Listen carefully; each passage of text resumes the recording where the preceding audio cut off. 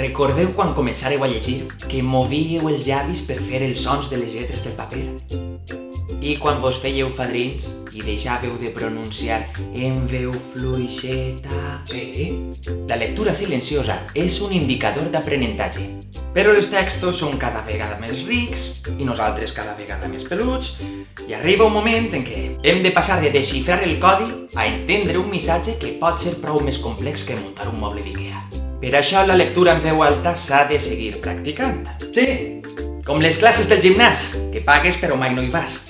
Llegir en veu alta implica una sèrie d'habilitats. En primer lloc, buscar l'expressivitat. Exclamacions! Interrogacions? Però també pauses. Heu de recordar que quan parlem són tan importants els sons com els silencis. En segon lloc, llegir en veu alta ens fa tindre en compte l'auditori.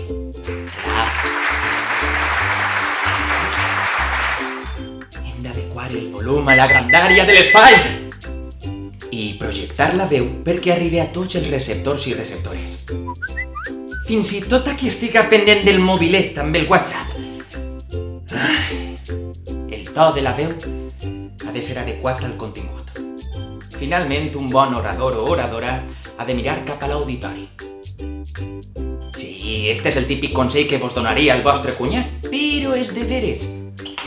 Alçar els ulls del paper i mirar cap avant contribueix a projectar la veu i fer-la arribar on calga. Fins a Múrcia, concretament, si eres ma mare quan parla per telèfon. Una lectura en veu alta reeixida dona seguretat a qui la fa, com quan presentes la declaració de la renda i saps que et tornen dinerets.